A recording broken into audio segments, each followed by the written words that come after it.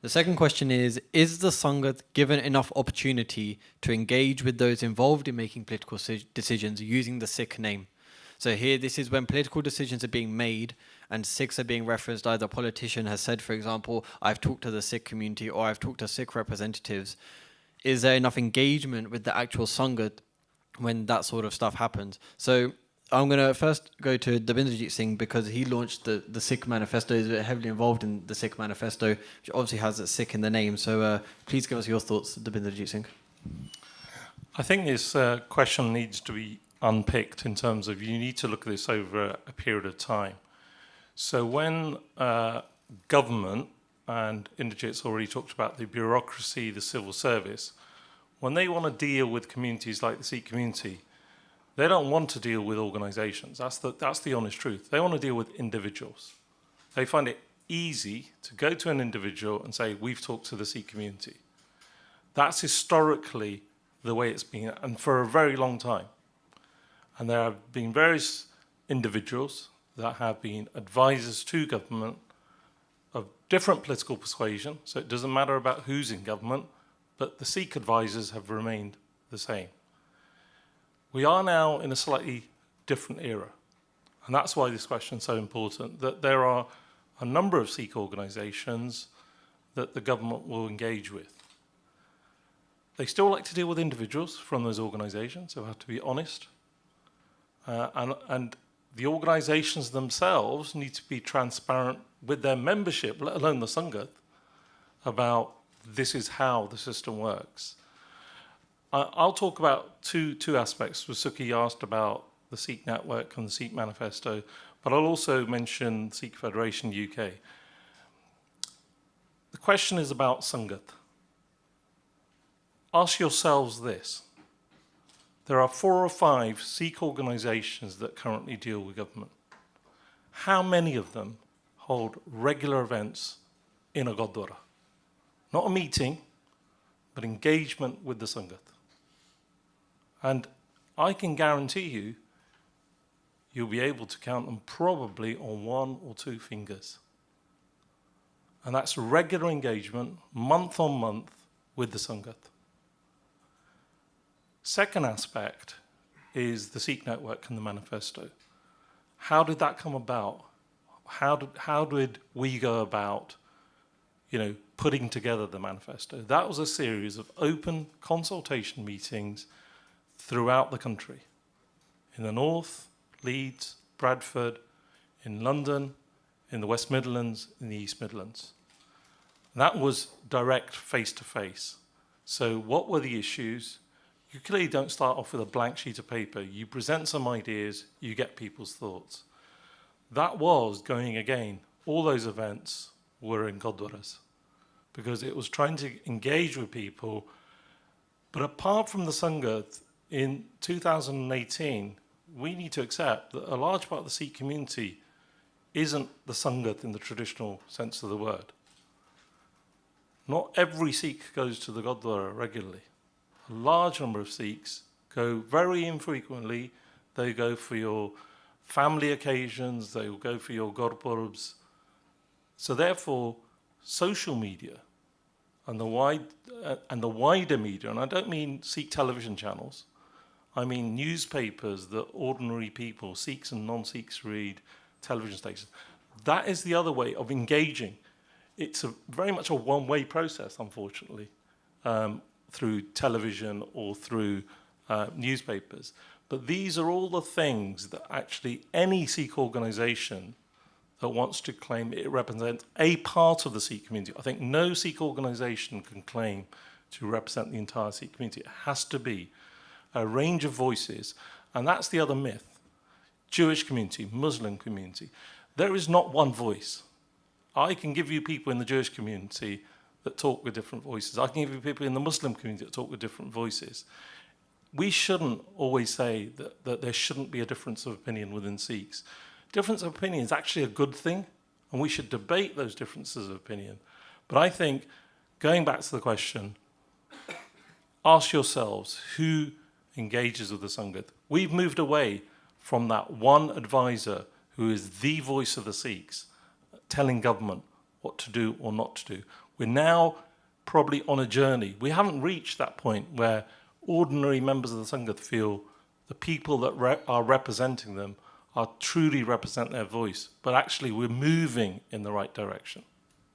I want to ask Harsimrat Benji, as somebody who co-founded Sikh Tories, and with that name as well, what do you think about this? Do you sort of feel an obligation to engage in Sangat with that name? Have there been opportunities for you to do so?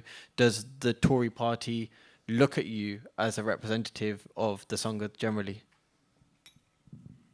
So I'll do the last question first, because that's quite an important one. Does the Conservative Party see us as a representative? Fundamental answer is no. We are very new. We've only been up maybe short of 18 months, so we're still establishing what it is that we want to get out of our group. There's about 30 to 40 people now in the group, in terms of it's a flat structure. There is no, all right, I came up with the idea of let's get loads of Sikhs together who vote Conservative and let's see what happens. But apart from that, that's the limit of my co-foundness, if that's a word. But apart from that, it's like literally if anyone has an idea and they want to run with it, they can. So this week alone, I've had WhatsApp messages from someone who's actually taking the National Blood Service and the Bone Marrow Service to Parliament and lobbying MPs to say actually more British Asians and Indians, particularly Sikhs and Hindus and Muslims and everyone, but particularly Sikhs, need to get on the bone marrow register and the blood register. Now, as a Sikh Tories organisation, 100% we're behind that, and through that, we've emailed all of our Conservative MPs that we've got connections with, we've rang them up, we've told their office, this is what we're doing, and come down and support us. So that's kind of how we are working and how we are delivering so far. But again, it's very quite new. We're still trying to find out a balance, where it is that we sit, in terms of Sikh issues, in terms of political issues, because as an individual, I don't believe or support everything the Conservative Party does, and I'm sure the panel will agree. They don't agree or believe 100% or even have faith in 100% of what their party does either. There's going to be bits of policies that you probably think, actually, I'm not 100% behind that. But the fundamental of it is you support your party.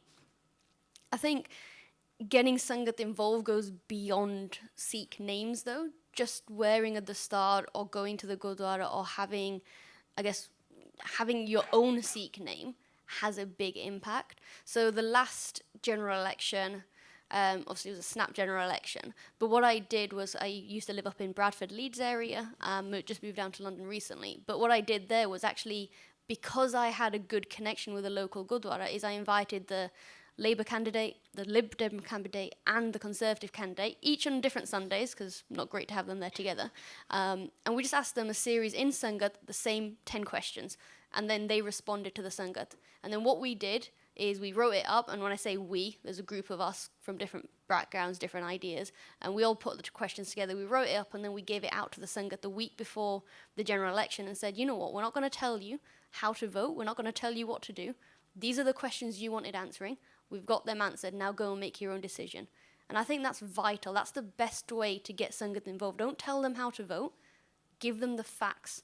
Let them make their own decision, because everyone's going to have a different way or a different topic or policy that's going to impact them.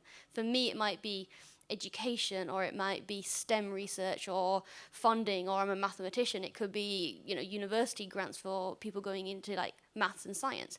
Actually, for other people, it might be health, it might be housing, it might be mortgages. Everyone's going to have a different look at life, so you just got to give them that opportunity.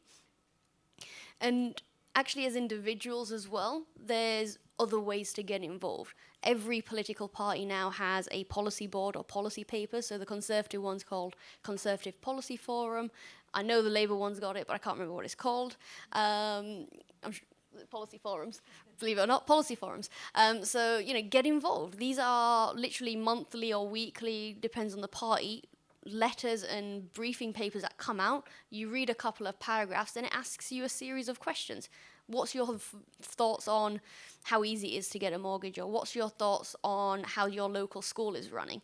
It'll ask you those questions. Now, as an individual, you can easily get 4 or 5 of you together just from your family, answer those questions and submit them back to your party. And if your party happens to be government, you could see that your voice And if you get enough people, and that theme is the same, that coming through into policy. And I think that's really vital. You know, we can't rely on using Sikh names and Sikh organizations. We each individually have a Sikh name as well. So we need to be using that to the best of our ability.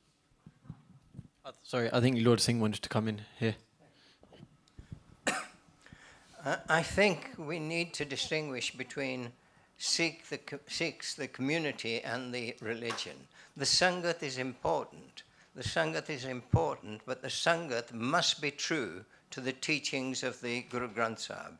Sikhs that are not religious at all and are not interested in the religion are not part of the Sangat. They're part of the wider community, but not what we call Sangat. Now, it is important that when we engage with government and others, we're always true to what the principles of Sikhism. Now, as one of the one or two advisors that Davinderjeet Singh was speaking about, I've been speaking and having dialogue and arguing with governments and quite fiercely with governments, sometimes supporting, sometimes criticizing, for many years, even when Davinderjeet was a student at university. I've been doing that now, and I've also been broadcasting for about 34 years on Sikhism.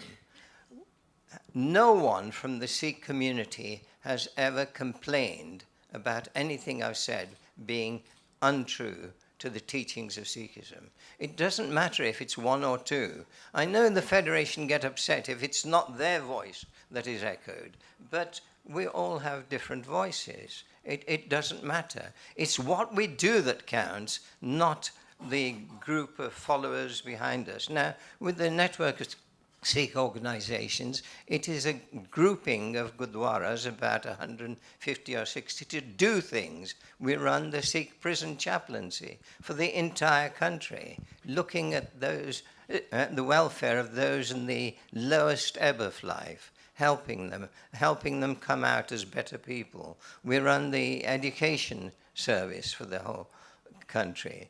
On the medical things like organ donation, we've always supported, strongly supported organ donations. And where we now have differences was when they're talking about compulsory or opting out. We don't want the government to own our bodies. We want to give voluntarily. So we have different types of organizations. Some are lobbying, some are doing. It's up to the individual.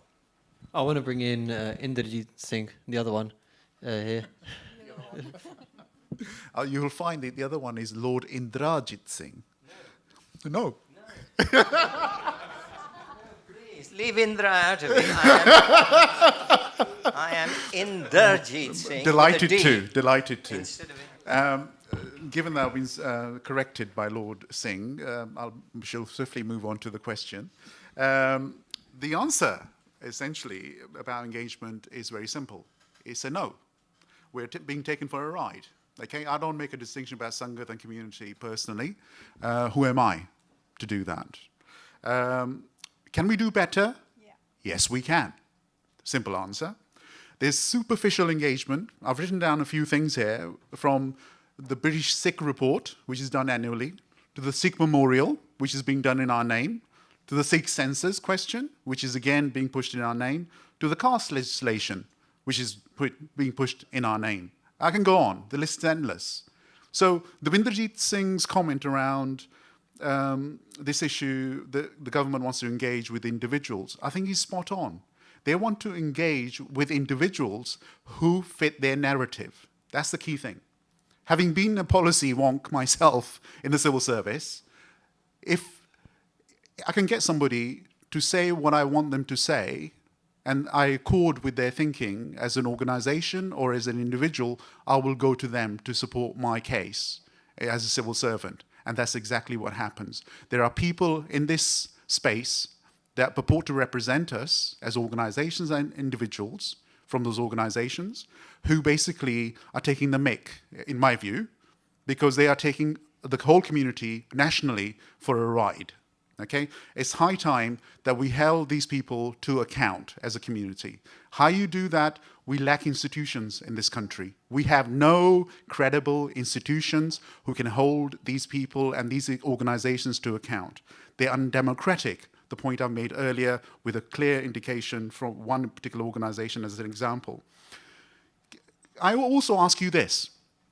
Can you think of a single speech that somebody has made from our community in the last year, 2 years, 5 years, 10 years, 20 years, 40 years, that has resonance with the wider community in this country? I can think of one guy who stood up this weekend in Windsor. Everybody around the globe is talking about his speech. Bishop Michael Curry. Okay? We need people of that stature. We have those people of that stature in our communities, in this country and overseas. Lord Singh is a commendable voice on Radio 4. I listen to his thought for the day. So does the rest of the country.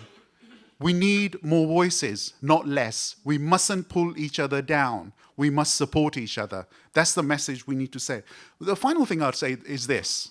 Sikh Federation, according to my books, is a political party in this country, representing the interests of the Sikhs.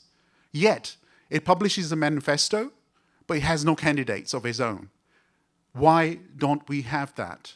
We need to work on that. We need to find ways and paths to engage with the wider established parties, but equally, we lack the critical mass on lobbying, which Lord Singh mentioned. I totally 100% agree with him. We are all over the place. We have no credible lobbying power in this country. End of. We chase little grants, 50 or 60 grand like the Sikh Council, to deport some people who've come here, overstayed, and we can engage with that. I was there when Theresa May went to Birmingham. I was with her and gave up 60 grand to Sikh Council to do that deed on behalf of the Home Office at the time. And that very month, I had vans driving around Southall, Hounslow, Brent, saying, if you're illegally here, go home. We're after you. And this is the party that we were supporting, which is fine. But we need to have people at the table. As Harisimrat Kaur just said, unless we have people at the table, we have no voice. We have nobody at the table. We've never had anybody at the table. We need to wake up, smell the coffee, and do something about it. To keep it very quick because I know we need to move on. Well, I know being part of Sikhs, being part of a bigger network organised by Sikhs for Labour, we took part in one of our first ever roundtable meetings with Jeremy Corbyn, and it was not just one organisation. To me, that was actually the first attempt I'd ever seen of trying to get a group of people representing the broadest range of the Sikh organisations. And before that happened, we went through a consultation process of trying to narrow down a list of priorities and objectives that we wanted to discuss. And I saw how difficult it was for these 25 odd organisations to produce a list of 6 objectives that we wanted to take to the leader of the objection. There was someone who wasn't happy. I mean, the technicalities in getting the Sangat to be given enough opportunity to engage, we do need to be better at that. But it's the difficulties in trying to find a narrative that suits all is even more difficult, because you'll have one group that's like, no, that is not being done in our name, or another group, but you satisfy one, but you annoy another group. It's actually really hard. So we as a community really do need to get a grip. So, you know, the Sangat and the opportunities that are given, we're getting that right point across. Because at the moment, you know, the pulling each other down, we seem to be getting stuck in that. We really do. And I think over the last sort of 12 to 18 months, I've seen that get worse, not better. We're the champions. Let's open it up now to the audience. Question, Jasveer Singh. Mentioning Sikhs for Labour. Hold on. Oh, sorry. Mentioning Sikhs for Labour, they didn't share or show any support for this event, which is one of the few of bringing people together. Is there any comment from that, firstly, obviously, from Sukhvinder Kaur or anyone else on the panel, about the lack of support for something like this, which actually brings people together to start that dialogue that we're talking about a lot here? Okay, well, obviously, I'm not part of Sikhs for Labour. They were fantastic in helping me in my local campaign. They came out and really help me. But I want to bring in a bigger narrative to why, again, this is just my opinion. So this is not to sort of defend, but we're going to go back to this theme about supporting each other. There was a bit of social media has a very good impact. But what I see our community is also very, very good at doing is tearing each other down. So what I saw was that an event took place in London, I think, and the leader of the opposition came to support a Sikh candidate for the mayoral elections. And there was this big furore about why certain issues were not raised at that event, from what I can remember. And then I just think if we want support on certain things, what annoys me the most is we talk about Ekta, and now it's become this sort of like word that we band around when we need to use it to our advantage. So like, oh yeah, we need Panthik Ekta, but we're really willing to pull each other down when attempts are being made to support, you know, for the reason of this event, Sikhs in politics. So the leader of the opposition had come to this event, and then there was a big uproar against Sikhs for Labour, from what I could see, about why wasn't this raised, why wasn't that raised. I don't believe social media was the platform for that. I believe the questions that asked were valid. But why do we always have to take it onto a bigger platform, then afterwards say, well, oh, that organisation doesn't seem to be communicating with we now, and this was about Ekta, so why aren't they sharing? It's like, well, mate, you know, pella pangelenne fe Ekta kenne. It don't work like that. I ain't going to want Ekta with someone who's been trying to rip me down for the last 3 years. And I think we are getting to a stage now where we are so volatile with each other as organisations. When we try and pull together organisations under the Ekta banner, yes, we can do it. We've got fantastic examples of that. Look at the Paramjit Singh Pamma case when he was extradited back. That was a fantastic example of Ekta, of every community, every organisation playing its part and having a successful result. But we can't just keep banding this word of Ekta around, and then when there's an opportunity, using it to make very public, very embarrassing attacks against your own community, putting it out there for everyone to see, and then saying, well, now we wanted a bit of support and it's not there. Why not in the name of Ekta? Well, where was that Ekta when we're starting these very... Again, our internal mechanisms need to be better, and we need to have ways to resolve our conflicts or issues or differences of agreement that we're not... I don't think that we're doing very well yet, which leads to issues like what you just mentioned. Jasveer. Thank you. 30 seconds. Just to bring on that, I fully agree with what Benji said in terms of Ekta and I guess Bange. It's always good to bring Punjabi into a debate. And I think on that is we're bringing Indian politics and Indian mentality and Gurdwara politics, and how, I guess without any disrespect, but how our elders used to run the Gurdwara and how our elders used to do politics into UK politics. It's a different kettle of fish, guys. We need to stop thinking about how did they do it and think about, actually, we're all educated, majority of us have been to university, got apprenticeships, got a job, we're standing on our 2 feet. How do we do it in the UK? You know, some of us are first generation, second generation. If we're third generation, that's a bonus. But what do we need to do to learn from the Western community on how to engage with our Western MPs and Western politicians? And then how do we bring that into our own communities and our own institutions to make sure that actually we're not bringing in this Indian mentality of ripping people's dastars off when we disagree with each other at a Gurdwara or an event, or actually standing up and just raising our voice. You know, at the moment, this, and I'm sure they'll be fine, but this event's been great. I went to an event a couple of months back maybe, which was about the Sikh census, which I think the Home Office did. So it was a government-led event, and the amount of raised voices, people standing up out of their chairs, literally about to throw a punch at each other. I was just embarrassed to be in the room. I'm sorry. I was embarrassed to be in the room. Let's cut it out. Let's be professional about it. And let's get on with the job, because we've got a lot of influencing to do. And you know what? If that means that we need to have a frank conversation with our elders and say, I'm sorry, but Bhai Sahib, Uncle Ji, Auntie Ji, we need you to step back and let us lead. We will come to you for advice. Then we need to have that open conversation as well. I wanted to pick up Jasveer's main question, which is we've got an organisation that purports to represent the Labour Party, yeah, the Sikhs within the Labour Party, which is Sikhs for Labour, and yet they offered no assistance for this particular debate. Now, I've been very clear in my comments earlier. Accountability and representation from this community is non-existent. Nina Gill is an MEP. She's the chair of Sikhs for Labour. Joshan, Gurinder Singh Joshan is the secretary, and he's been a councillor in West Bromwich, and he's everywhere when it comes to doing events with the leader of the Labour Party and so on and so forth. And the third person is Jasveer Singh Gill, who is the chair of City Sikhs, British Sikh Report. That's his claim to fame. And these are the three people who run that organization. And there is nobody else being given time of the day by those three individuals. And I'm not surprised, sitting here, that these people feel that they can just roughshod the community by not being held accountable for this. I think they should be held accountable. The letter should go to the Labour Party leader. So this is affiliated body to the Labour Party, yet the community feels these people represent nobody but themselves. And I think that's where it starts. Accountability, it needs to be transparent. And people like Tom Watson, who are the sponsors of Sikhs for Labour, behind the scenes, I want to also explain, Lord Terseem Singh King used to be my mentor. He died in 2013.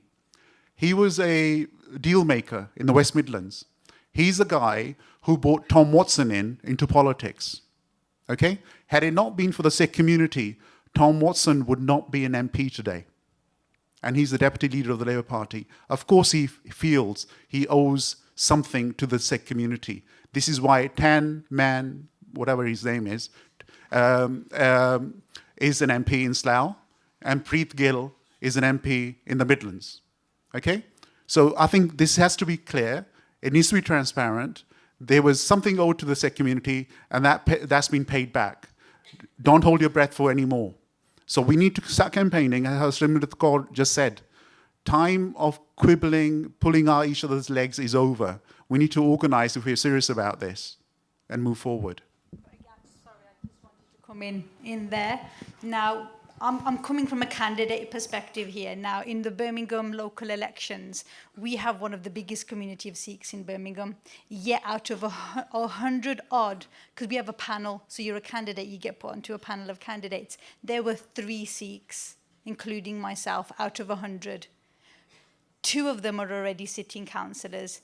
And I actually wouldn't have got. So I'm going to give my thanks to Sikhs for Labour because I got the support on how to fill in a panel application, how to go through the process, how to interview. No one else was willing to provide me with that, including other sitting Sikh councillors in other areas across the Midlands. I got that support. When it came to my campaigning, how to run a campaign, I got that support. If things are going wrong within that establishment and those concerns are valid, I'm not saying they're not, let's sit down and have those open discussions, like you said, and have that accountability. But what you were talking about earlier about having the resources to support candidates that want to, I've had that with Sikhs for Labour. They've been absolutely phenomenal, even to the point where coming out every single week, campaigning where we didn't have people to campaign. So let's not knock the institution. Let's build on it. So, where there's criticisms, let's sort it and then move forward. Look, I am not here to defend or attack anybody. I am setting the case with facts. All right? I believe in evidence, and I put that evidence before me. If they've helped you, well done. I commend them for helping you, Sukhi. I also know a deputy leader of the Labour Party in East London. He was a councillor. He's a Sikh guy. He's no longer a councillor. He was a candidate in the general election, the snap election that was called last year. They didn't turn up once to help him. I did, along with my other people. We did. Okay? So this is important. We need to keep it in perspective. These people choose who they want to support, and they choose who not to support. The issue for us as a community is we need support across the piece. We cannot distinguish between one or the other. We must be equal and fair to all. I want to move it on. I'm trying to squeeze in one more question. Sukhdeep Singh? Vaheguru Ji Ka Khalsa, Vaheguru Ji Ki Fateh. So I'm blessed to do a lot of education, going around the world and educating people about Sikhi. And this question fits quite well with Lord Singh. And that question is that why do you think it's okay for you to use your political platform in order to push your own views on Sikhi, especially when it's quite unreflective due to your lack of, we can even say, non-involvement in Sikh educational organizations? It's a curious question that the network of Sikh organizations is responsible to the DFE for the inspection of Sikh schools, for advice on Sikh schools. We're totally involved in education. Now, my view, I need to quickly correct one or two things. First of all, I'll come back to that. My almost namesake was saying that has anyone made any speech in the last 40 years while saying that Sikhs shouldn't pull each other down? Only a couple of weeks ago, I made a speech in the House of Lords, which was heavily critical. It was based on Sikh teachings and heavily critical of the mess that Britain, America, Russia, Saudi Arabia, and Israel, and all the other countries are making in Syria and the devastation of life there. That takes courage, but it was from a totally Sikh perspective. I started off by saying I'm going to, my apologies if what I say upsets people. I've kept to that. In the House of Lords, I've spoken on 1984, and at length I initiated a debate and spoke on it. People do things. Now, the other accusation, sort of snide aside, is that these people talk to those that they want to talk to. Most of my life has been spent in battling with the establishment, with different political parties, even to the extent of upsetting David Cameron. Earlier, I'd upset Tony Blair by talking to them about Sikh principles and Sikh teachings. Because we have so much, we talk about politics, we have so much to offer the world, and we are just spending our time talking about little disputes or knocking each other down. That's not right. If anyone is doing anything positive, they should be backed and applauded, not sneakily criticized. Thank you. Oh, sorry, about education. I don't know, the question mentioned Sikh education. My views are those views of the Guru Granth Sahib and the Sikh Rat Maryada. Now, if other people want to believe different things, they're entitled to. But that is the view I will always push.